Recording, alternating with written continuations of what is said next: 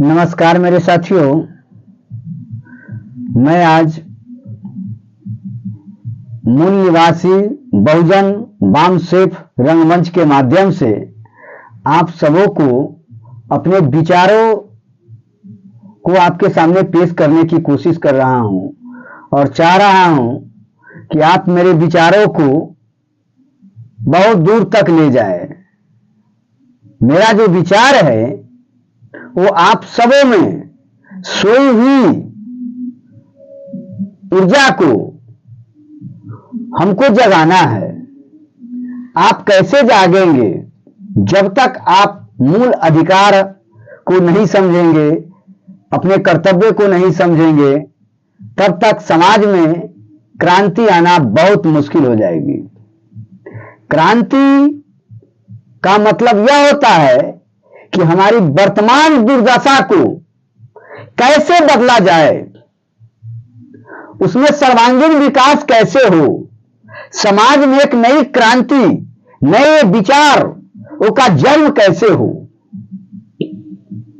तो क्रांति तो हमें लाना है, समाज में परिवर्तन लाना है, समाज को नई दिशा देना ही है। तो दिशा देने के लिए हमको उस तरह का प्लेटफॉर्म की जरूरत होती है। उस प्लेटफॉर्म पर बुद्धिजीवी आदमी को भी जरूरत होती है जो हमारे विचारों को समझ करके समाज में फैलाए, विचारों के साथ शेयर करे, एक दूसरे से वार्तालाप करे और वार्तालाप के माध्यम से, विचार विमर्श के माध्यम से समाज में क्रांति पैदा करवाए। वैसे साथियों की हमें जरूरत है जो मेरे विचारों को कम से कम समझ सके। तो चलिए आज मैं उसी दुर्दशा पर विशेष चर्चा करने की कोशिश करने जा रहा हूं और मैं चाहूंगा कि आप मेरे विचारों से सहमत हो। रही बात समाज का विकास कैसे होगा, समाज में नव निर्माण की ज्वाला कैसे भड़केगी, इन तमाम मुद्दों पर मैं चर्चा करने जा रहा हूं।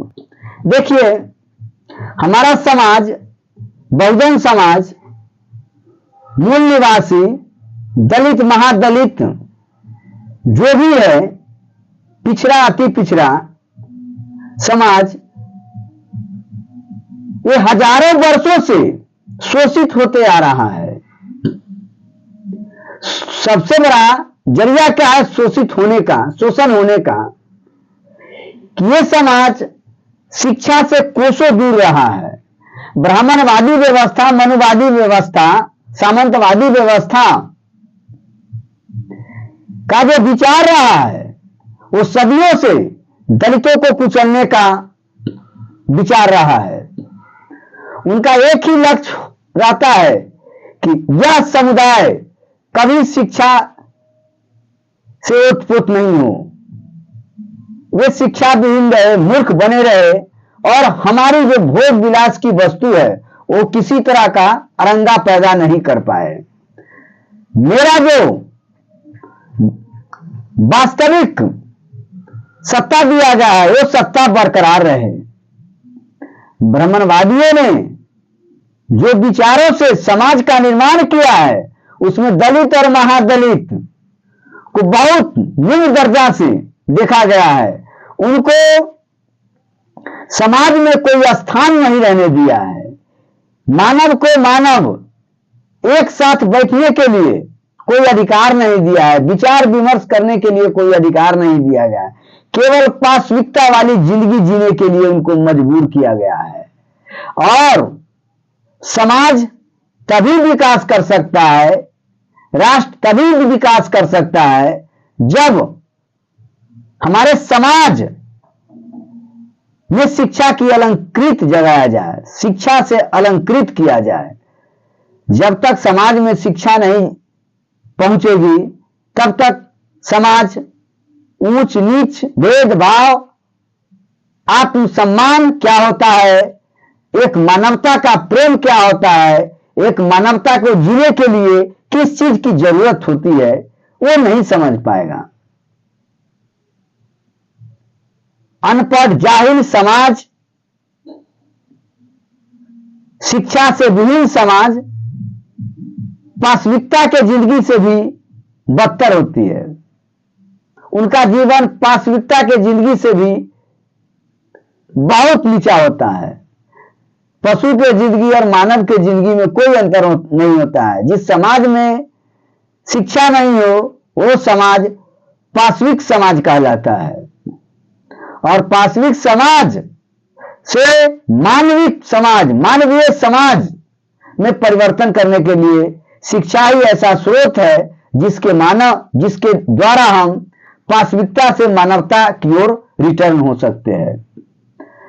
तो हमारा समाज सदियों से 5000 वर्षों से शिक्षा से वंचित रहा है। उस समाज की कुंठित आत्मा को जगाने के लिए अभी बहुत टाइम लगेंगे। जब तक शिक्षा से ओतप्रोत नहीं होगा तब तक समाज हमारा उन्नत नहीं हो सकता है। सर्वांगीण विकास की ओर उसका नजर ही नहीं जा सकता है। तो समाज में सबसे पहले शिक्षा की जरूरत होती है। जब तक हम शिक्षित नहीं होंगे तब तक हम अपने अधिकार और कर्तव्य को नहीं समझ पाएंगे। इसीलिए हमारे बहुजन समाज भाइयों से नम्र निवेदन है कि हर हाल में शिक्षित होना जरूरी है। भूख मर करके भी शिक्षा को पाना बहुत जरूरी होता है। समाज में क्रांति लाने के लिए शिक्षित होना बहुत जरूरी होता है। आज पिछड़ों का जो दुर्दशा है, जो भी दुर्दशा है वह अशिक्षा के कारण है। आज भी पूर्णिया के तरह चल जाइए, दरभंगा से उधर साइड में चल जाइए, शिवहर में चले जाइए, सीतामढ़ी में चले जाइए, कटिहार में चले जाइए, पूर्णिया में चले जाइए, किशनगंज में चले जाइए, बहुत शिक्षा से दूर है इंसान। जो हमने दुर्दशा को देखा है, सोचा है, परखा है, उस पर मंथन किया है, बहुत दशा खराब है। जीने के लिए जो जरूरत की चीज है वो भी उनके पास मौजूद नहीं है। सूखा रूखा खा करके जीवन व्यतीत करते हैं। सही से आज के दौर में, आधुनिकता के दौर में भी अच्छे वस्त्र उनको नसीब नहीं होता है, अच्छे रोटी नसीब नहीं होता है। तो ये सब अशिक्षा का देन है। हमारा समाज जो है आज भी ब्राह्मणवादी व्यवस्था से जुड़ा हुआ है। ब्राह्मणवादी विचार कूट कूट करके भरा हुआ है, जिसके कारण समाज में असमानता है, अमानवीय गुण का वर्चस्व बहुत ज्यादा है। दलित समाज का बच्चा एक पढ़ लिया तो उसका ये उद्देश्य नहीं रहता है कि अपने समाज के प्रति मेरा क्या उत्तरदायित्व है। वो अपना सेल्फिश हो जाते हैं और छोटा मोटा नौकरी चाकरी कर लेते हैं जीवन व्यतीत गुजर बसर करने के लिए। उसी में सारा जिंदगी को वो आनंदित मान लेते हैं, जो उनका एक पशु के समान जिंदगी है। वैसे ये शिक्षा को मैं धिक्कारता हूं। वो शिक्षा नहीं है। शिक्षा वह है जो मानव के कल्याण के लिए पैदा किया हुआ हो, जो मानव के कल्याण के लिए विचार पैदा होता हो, वो शिक्षा है। शिक्षा का मतलब ये नहीं है कि आप पशु के तरह भोजन जुटा लिए, चारा की व्यवस्था हो गया, जीवन जी लिए। उनका एक सिस्टम होता है, टाइम से अपना चारा की व्यवस्था कर लेते हैं, घूम फिर करके जीवन व्यतीत कर लेते हैं। वो मानव का कर्तव्य नहीं है। समाज की दुर्दशा को जो नहीं समझा और उस दुर्दशा को सुधारने की कोशिश नहीं किया, उसको शिक्षित होने का कोई अधिकार ही नहीं है। वो अशिक्षित है। वो नौकर चाकर बंधुआ मजदूर है। वो तो आज चलिए दुर्दशा ऐसा क्यों है? आज हर जगह देखते हैं आरक्षण के मुद्दा पर लड़ाई होते हुए, हर चौक चौराहे पर आरक्षण के मुद्दा पर लड़ाई झगड़ा मारपीट हर चीज होता है, बेरोजगारी की समस्या है। तो इसका सबसे बड़ा कारण है आरक्षण कैसा होना चाहिए। आरक्षण तो होना ही नहीं चाहिए। मेरे विचारों से आरक्षण शब्द उसी को दिया जाता है जिसके दिमाग में पैरालिसिस मार दिया है, शरीर में पैरालिसिस मार दिया है, अंग से अंगहीन है, वो असहाय है, उसको आरक्षण दिया जाता है। आरक्षण एक प्रकार के अभावग्रस्त व्यक्ति को दिया जाता है। मान लिया जाए आपके सामने जो चलने में असमर्थ है, वो लंगड़ा लुल्ला है, तो आप उसको सहारा तो दे सकते हैं, तो ये भी एक आरक्षण है। तो आरक्षण इसीलिए बना है कि न ही हर तरह से चौकस है, मजबूत है, और उसको हम आरक्षण देते हैं। तो इससे बड़ा बेवकूफी क्या है। आरक्षण का मतलब यह होता है कि एक मानव को सामाजिक, आर्थिक, राजनीतिक दृष्टिकोण से वो समान है कि नहीं, वो समाज में बैठने के काबिल है कि नहीं। आज हमारा समाज ब्राह्मणवादी समाज है, इसमें जाति पाति भेदभाव, ऊंच नीच, उतार चढ़ाव सब के सब भरा पड़ा है। आप कितनों पढ़ लिख करके महान हो जाइएगा, आपको उसी नजरिया से देखेगा, वही विचारधारा से देखेगा। एक ब्राह्मण का बच्चा पढ़े लिखे या न पढ़े लिखे, वो ऊंच है तो ऊंच रहेगा, वो ब्राह्मण ही रहेगा, वो पूजनीय होगा। हमारा जो धर्म ग्रंथ बता रहा है कि कर्म से इंसान ऊंच होता है, कर्म से महान होता है। तो भीमराव अंबेडकर कर्म से महान थे, फिर भी उसको दलित का नेता चुना गया। जब वो जनरल कोटा से चुनाव लड़े थे तो दलित के मानसिकता से ही उस समय के ब्राह्मणवादियों ने बुरी तरह हरा दिया था। तब आरक्षण शब्द उनको नजर आया और आरक्षित सीट बना करके बंगाल में, कलकत्ता में और लोकसभा क्षेत्र से जीत करके आए थे।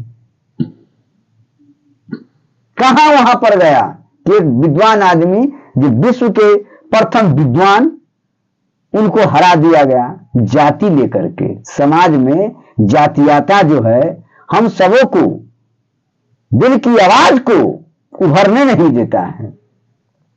चाहे वो डर हो, भय हो, भ्रम हो, इससे मैं अपने असलियत विचार को समाज में नहीं रख पा रहा हूं। हम ब्राह्मणवादी को दोष क्यों दें? आज समाज में भी देखते हैं कि ब्राह्मण तो ऊंच नीच पैदा किया ही है, ब्राह्मण से नीचे वाले कास्ट भी फिर नीचे वाले कास्ट को हीन समझता है। एक यादव समुदाय में चले जाइए, एक कोरी समुदाय में चले जाइए, उसको कहिए दुसाध चमार के सामने उठ बैठ करने के लिए, खाना पीना खिलाने के लिए, साथ बैठने के लिए, तो शरीर से नहीं दिखाई देंगे लेकिन मस्तिष्क से दिखाई देते हैं। उसका व्यवहार भी बता देता है कि ये नीच समझता है, ऊंच नीच भेदभाव है। यदि जाति पाति है नहीं तो शादी ब्याह एक दूसरे से क्यों नहीं होता है?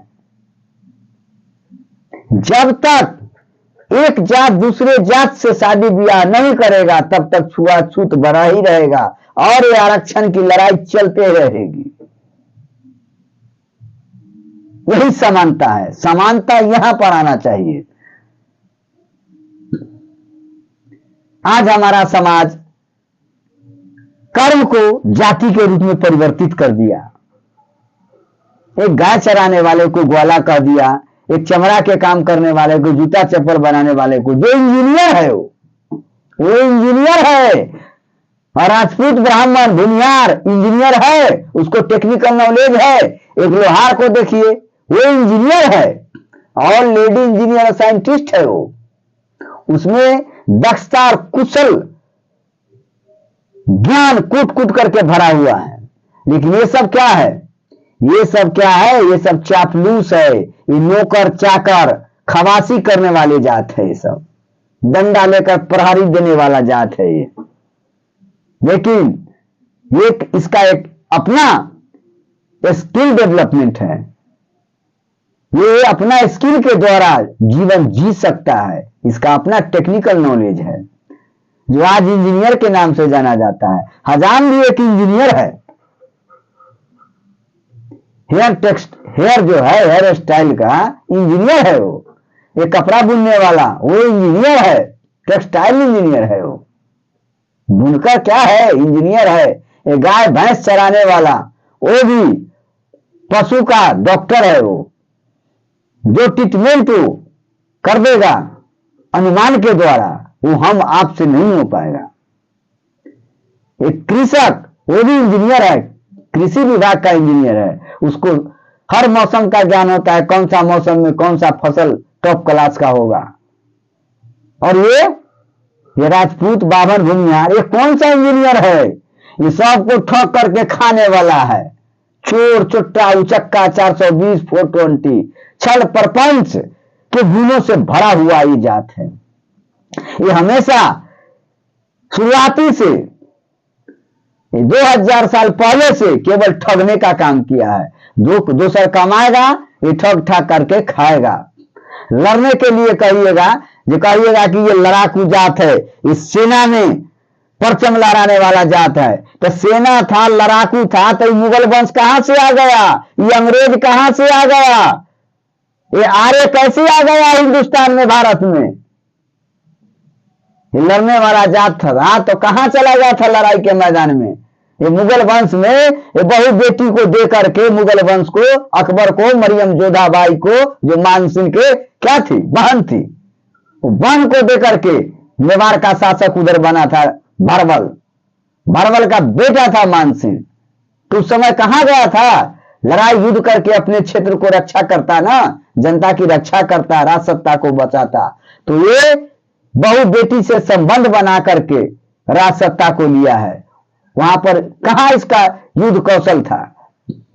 तो सब के सब ये चोर चुट्टा हरामी था, छल प्रपंच से भरा हुआ था, चापलूस था, किसी तरह ये सत्ता को अपने आना जानता था।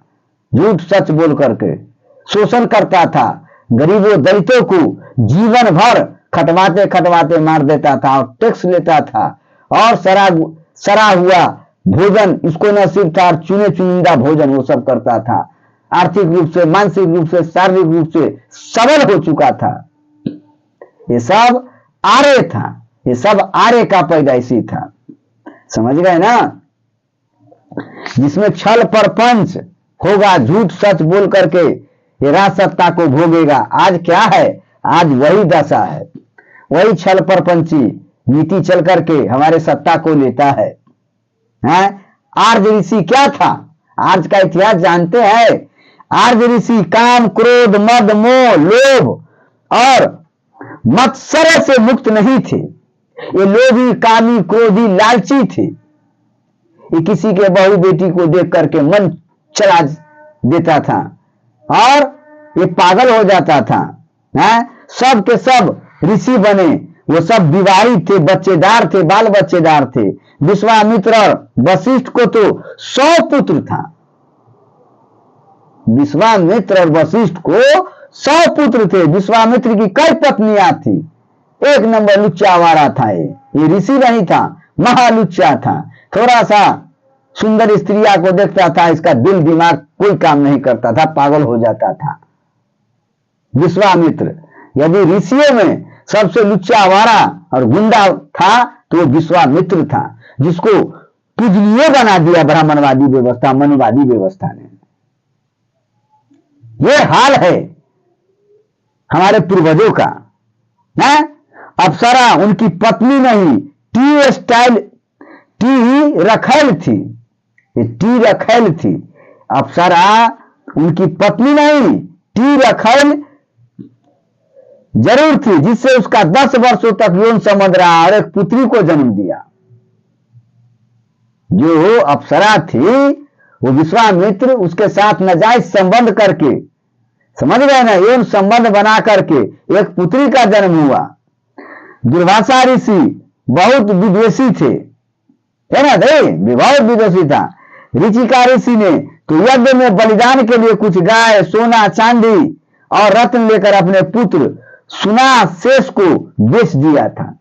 हाँ, आर्य ऋषि निर्लज था, निर्लज, कोई लाज शर्म नाम का चीज नहीं था और जनता के सामने खुलेआम संभोग करता था।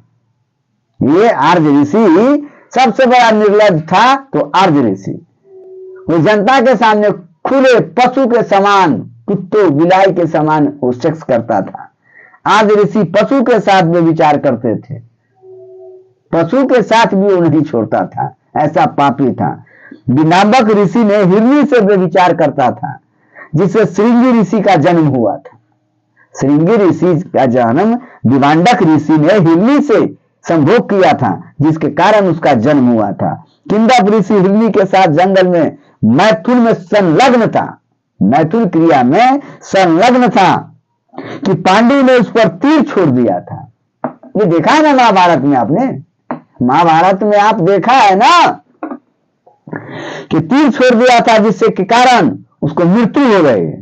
और मरते समय किंदम ऋषि ने पांडु को साथ भी दे दिया कि जिस समय तुम अपने पत्नी के साथ संभोग करने के लिए तैयार होगा और जो ही तुम पत्नी के संसर्ग में आएगा, तुम्हारा मृत्यु तय है, मृत्यु हो जाएगी, उसी समय तुम मृत्यु लोक सुधार जाएगा।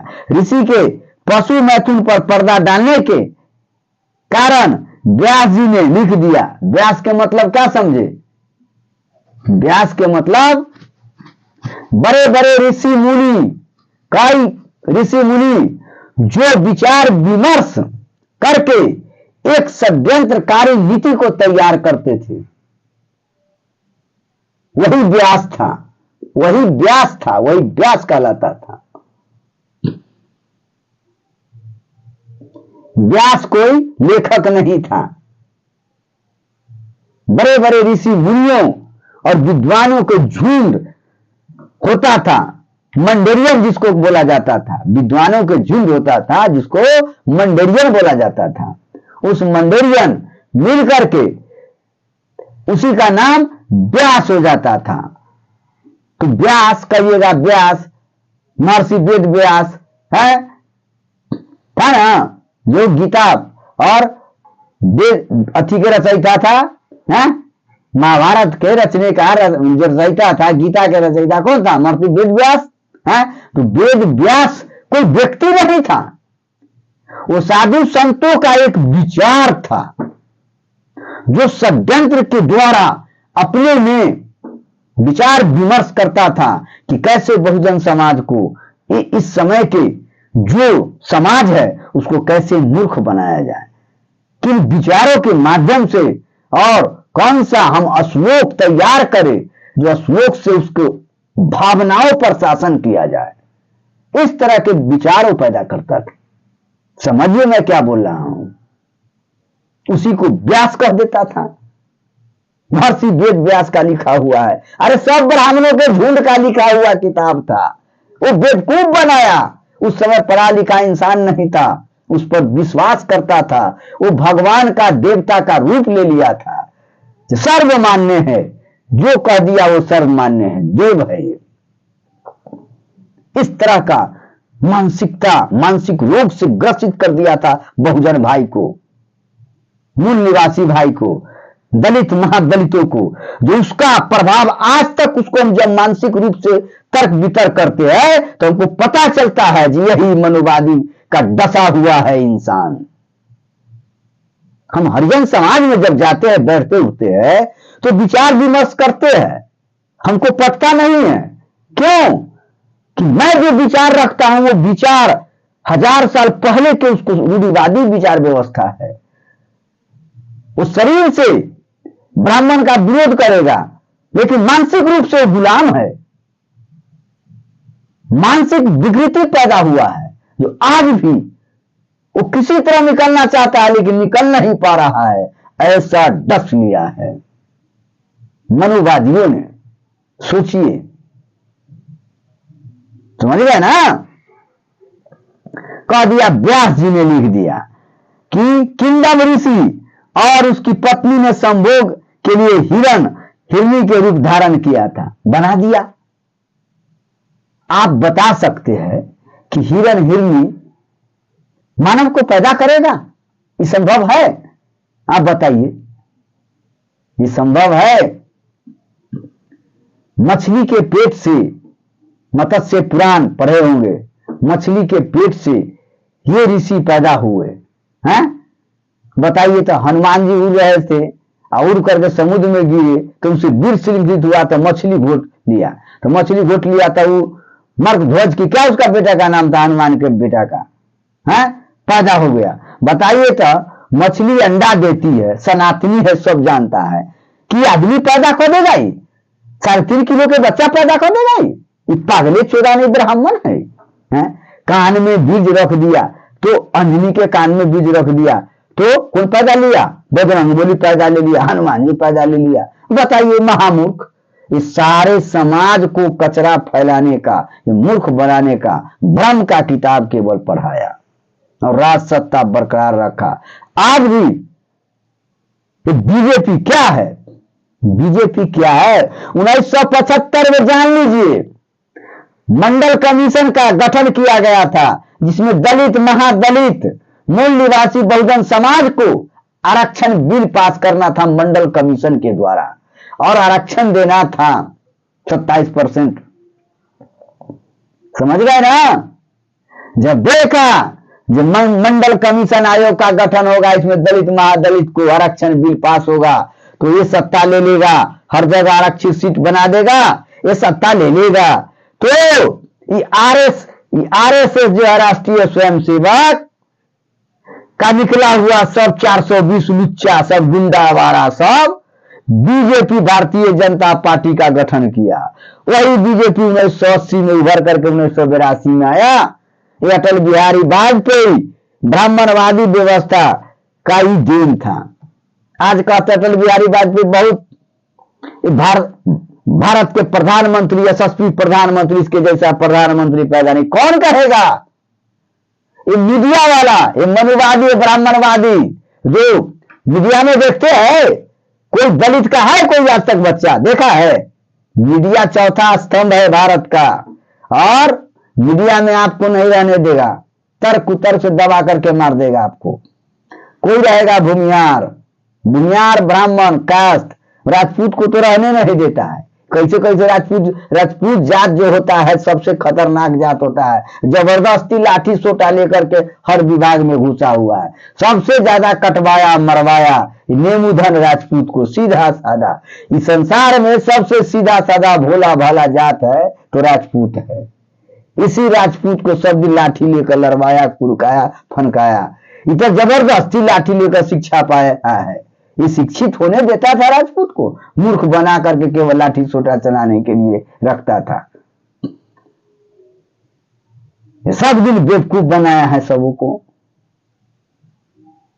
समझ गए ना? ये है इसका सिद्धांत, इसका विचार। समझ गए ना? तो व्यास जी के अनुसार, समझ गए ना, पराशर ऋषि ने मत्स्यगंधा के साथ खुले में सबके सामने मैथुन किया। समझ गए ना? मत्स्यगंधा के साथ पराशर ऋषि मुनि के अनुसार, पराशर ऋषि मुनि था, है कहना जी, ये मत्स्यगंधा के साथ खुले में सब के सामने मैथुन किया। ऋषि दीर्घ तमस ने भी सभी के सामने खुलेआम संभोग किया था। व्रत कहते थे, कालांतर में यही वाम मार्ग कहलाया। वाम मार्ग क्या होता है?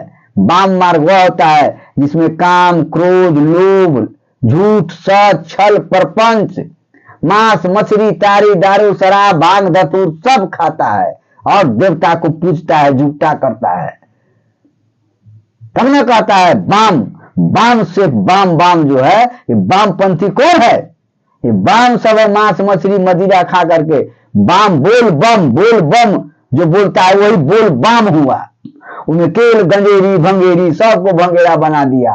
यार जो है बहुरुपिया रूप धर धर कर को एगो अपने खा लेगा, देखो ऐसा होता है, ऐसा भगवान मिलेगा, देखो हमको भगवान मिलेगा, इस तरह के विचार बोले हैं। सब मूलवासी को बुर्बक बना बना करके बोल बम करा करा करके सब पैसा ठग लिया, बोल बम में देवघर में भेजवा भेजवा करके पूरे वर्ल्ड हिंदुस्तान के आदमी को देवघर में पहुंचा दिया और सारा के सारा पैसा 1 महीना तक लूट करके रख लिया। उसका विचार कितना बड़ा था, 5,000 10,000 पहले ये विचार को जन्म दिया लूटने का।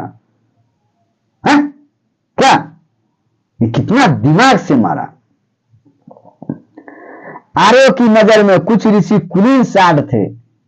आर्य के नजर में कुछ ऋषि जो था वही कालांतर में अपने आप को ब्राह्मण साबित किया। आर्य जो आया, यहाँ के ऋषि मुनि जो थे वही ब्राह्मण थे। बाद में ब्राह्मण शब्द की उत्पत्ति हुआ। ब्रह्म और आर्यन, ब्रह्म के मतलब ऋषि मुनि, ब्रह्म का मतलब बहुत नाजायज शब्द होता है जो मैं आपके सामने पेश नहीं कर सकता। समझ गए ना।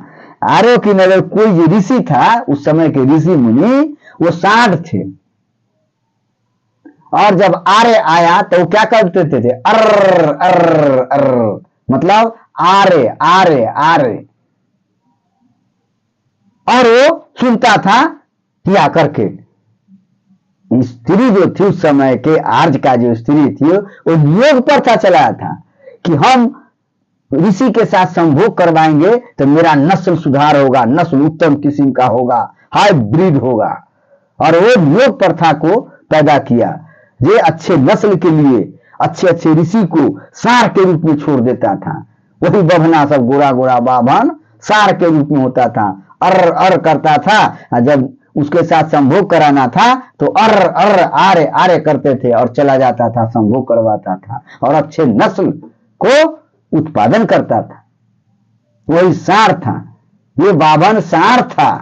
ये सबको जो जो उसके साथ संपर्क में उस समय की जातियां जो थी, दलित महादलित और बहुजन समाज के जो जो उसके साथ नियोग प्रथा में भाग लिया, उसका वंश देखिए गोरा गोरा चेहरा लाल बुम बुम रहेगा। वही सब राज सत्ता को अपनाए हुए है, उसी का वंशन हाइब्रिड सब। 1 नंबर ब्रिज वाला तो जा ही नहीं सकता है, सत्ता साथ मिलेगा ही नहीं। देखिए ना उलट करके जितना नेता है टॉप क्लास का, सब नियोग प्रथा का पैदाइशी है। नियोग विधि से पैदा किया हुआ है ये सब हाइब्रिड जिसको बोला जाता है, दोगला वर्ण संकरण सब। तो ओरिजिनल बचा कहां? सब में सब है वही ओरिजिनल। तो वो घास छीलता है, बकरी चराता है, गाय भैंस पालता है, जीता है, गुजर बसर करता है, खेती गृहस्थी कर रहा है। जो अनार्य है वो आर्य और अनार्य, जो आर्य वो है जो नियोग प्रथा को बखूबी से निभाया वो आर्य हुआ, जो योग नियोग प्रथा को नहीं निभाया वो अनार्य रह गया। यही तो है, हैं?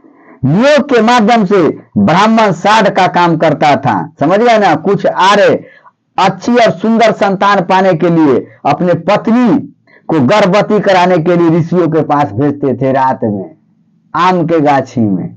है खूब झाड़ फूक कर रहा है बमा बम, तब ना भी रामदेव कौन बाबा है ये पकड़ाया है, ये बाबा था ना दियासाराम बापू, और कौन कौन से बाबा था, ये सब के सब पकड़ाया है। नियोग प्रथा पालन कर रहे थे ना। महात्मा गांधी भी नियोग कर रहे थे, देखते थे ये ब्रह्मचर्य को पालन करते थे, चर्चर को टाप छोड़ते थे ना। आपने पढ़ा है, मैं भी पढ़ा हूं, मेरे पास साक्ष्य है। ये सब पुराना ब्राह्मणवादी, गीता के रहस्य को जानने वाला, टोल्स्टॉय के रहस्य को जानने वाला है, ये सब ब्राह्मणवादी व्यवस्था, मनोवादी व्यवस्था से जकड़ा हुआ था, जो आज तक वो 10 चोलिया आज तक उसका दुष्प्रभाव हमारे मूल निवासी बहुजन समाज को झेलना पड़ रहा है और झेलते रहेंगे। विचारों के लड़ाई चलते रहेंगे, क्योंकि हमारा समाज 4 नस्ल से पैदा हो चुका है, 4 नस्ल से। ये चारों विचार अलग अलग है और विचारों की लड़ाई चलती रहेगी, इसे कोई मिटा नहीं सकता है। सब अपने अपने विचारों के माध्यम से सत्ता वर्ग लेना चाहता है, लेकिन सत्ता की लड़ाई तो चलेगी ही। हमारा काम है समाज को ऊपर तक ले जाना, समाज को जगाना, सही अर्थ सही विचार को उसके सामने पेश करना, हमारे पूर्वजों के इतिहास को पुनरावृत्ति कराना, उसको दिलो दिमाग में देना। आज के युवा पीढ़ी अपने विचारों से भटक रहा है, अपने संस्कारों से भटक रहा है। समझ गए ना। देखते थे दशरथ ने श्रृंग ऋषि से अपनी तीनों रानियों को नियोग कराया था। राजा दशरथ अयोध्या के राजा थे। बताइए था, जहां एक को अयोध्या नाम है, मतलब कि वहां योद्धा नाम का कोई राजा ही नहीं, योद्धा है ही नहीं। अयोध्या माने नपुंसक बना दिया।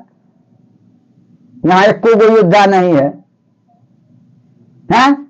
क्या बना दिया उसको? नपुंसक बना दिया, हैं? हिजरवा बना दिया, हिजरा बना दिया,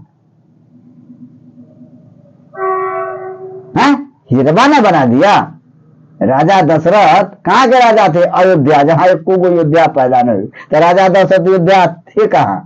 वो तो योद्धा नहीं थे, अयोध्या थे, अयोग्य थे, बाल बच्चा पैदा करने के काबिल नहीं था। इसीलिए नियोग प्रथा के द्वारा तीनों रानी को ऋषि मुनि से संभोग करवा करके बच्चा पैदा किया, राम लक्ष्मण भरत और शत्रुघ्न। ना जी, है? विश्वामित्र ने अप्सरा मेनका से संभोग किया था। विश्वामित्र अप्सरा मेनका, अप्सरा मेनका, अप्सरा वहां जो स्वर्ग की अप्सरा, इस सुंदर, सबसे सुंदर इस संसार में जो सुंदर स्त्रियां होती थी उसका नाम पड़ता था अप्सरा, जो उस समय मेनका थी। संभोग किया जिससे शकुंतला का जन्म हुआ। शकुंतला का जन्म हुआ मेनका के गर्भ से। मेनका के गर्भ से विश्वामित्र जब मेनका के साथ संभोग किया, उतना था लुच्चा विश्वामित्र, एक नंबर चुपा बाबा। तो वो संभोग जब किया अप्सरा मेनका से, तो शकुंतला नाम की एक लड़की जन्म हुआ। वो आगे चल करके जब उसको यौवनावस्था आया तो शकुंतला राजा दुष्यंत से प्यार करने लगा, प्रेमासक्त हो गई। किसे? राजा दुष्यंत से। प्रेम में आकर के शकुंतला ने राजा दुष्यंत से शादी किया। प्रेम विवाह, दिलों का मिलन। तब जाकर के समझ गए ना, घृताची नामक अप्सरा को देखकर, वही ना जब शकुंतला राजा दुष्यंत से शादी किया तो भरत नाम का बच्चा पैदा हुआ। वो दोनों के संभोग के द्वारा भरत नाम का बच्चा पैदा हुआ, जो आगे चल करके उन्हीं के नाम पर हमारे देश का नाम भारत पड़ा। भरत मुनि के नाम पर हमारे देश का नाम, काफी प्रतापी और तेजस्वी, ओज पोज से भरा हुआ भरत। उसके जैसा प्रतापी राजा कोई निकला ही नहीं। हर गुण से सर्व संपन्न गुण था। राजा के हर गुण में मौजूद था। त्याग, बलिदान, तपस्या उसमें कूट कूट करके भरा हुआ था तो विश्वामित्र ऋषि के गर्भ और अप्सरा, दोनों के दोनों नस्ल, लेकिन दोनों से भिन्न निकला। वही के नाम पर हमारे देश का नाम भारत पड़ा। समझ गए ना। तो द्राची नामक एक अप्सरा को देख करके महर्षि भारद्वाज का वीर श्रृंखलित हो गया था। समझ गए ना। घृताची नामक अप्सरा को देख करके महर्षि भारद्वाज जो थे उनका वीर श्रृंखलित हो गया था, जिससे द्रोण में रख दिया गया था। कद्दू का द्रोण होता है, उसमें रख दिया गया, जिससे द्रोण पैदा हुआ था। अब बताइए, खाली झूठे ना, ये कैसा कद्दू के पेड़ के द्रोण बनता था, उसमें बीज रख दिया तो द्रोण, जो आचार्य द्रोण, जो पांडव के गुरु था, पांडव और धृतराष्ट्र के पुरु वंश के गुरु था ना, पुरु वंश का वो गुरु था। पांडव और ऋषि के, है ना जी, उसका एक गुरु था, राजगुरु, जो केवल क्षत्रियों को ही पढ़ाते थे ना। इस तरह से हमारे व्यवस्था थी पूर्वजों की। ये व्यवस्था केवल झूठ सच बोल करके आज तक समाज को गुमराह रखा ना। चलिए, मैं इसी के साथ अपना विचार को बयान देता हूं, कुछ ना कुछ हम बताते रहेंगे, समझाते रहेंगे। ठीक है, जय हिंद, जय मूल्यवासी, जय बहुजन समाज। मेरे तरफ से जो भी विचारों में त्रुटियां होगा उसके लिए मैं क्षमा प्रार्थी हूं।